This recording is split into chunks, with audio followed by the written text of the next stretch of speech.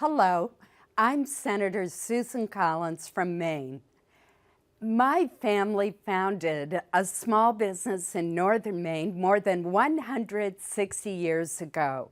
Today, it continues to be run by two of my brothers. Our economy is built on millions of enterprises just like ours. It's not easy to survive in today's economy, but these employers remain our nation's job creators. We should be doing all we can to promote policies to help them survive and thrive. Effective healthcare reform should provide Americans with access to quality and affordable care while also encouraging economic growth. That's not what's happening under Obamacare. Instead, Obamacare is actually discouraging small businesses from creating jobs and hiring new employees. The law also has perverse incentives for employers to reduce the number of hours that their employees can work.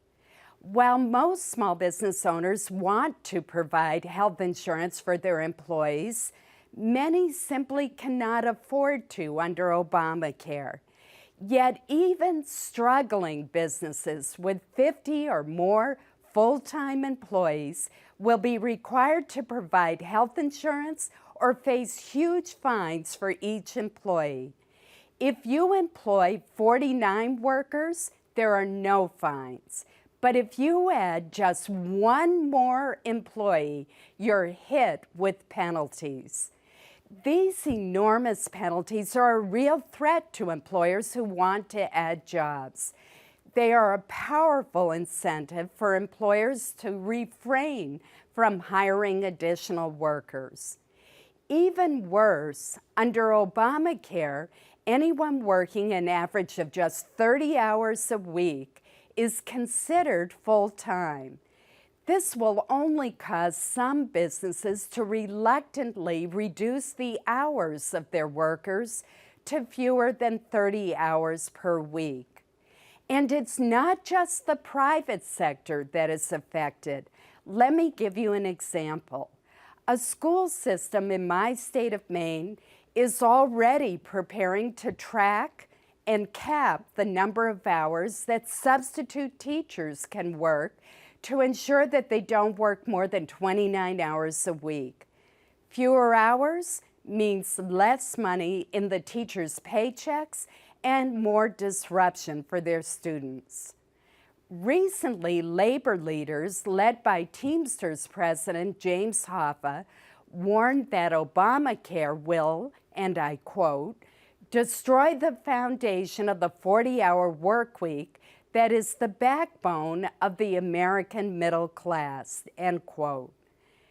They are right to be worried. In the past, most new jobs were full-time, but this year, the overwhelming majority of new jobs are part-time. Under this troubling trend, more workers will find their hours and their earnings reduced. Jobs will be lost.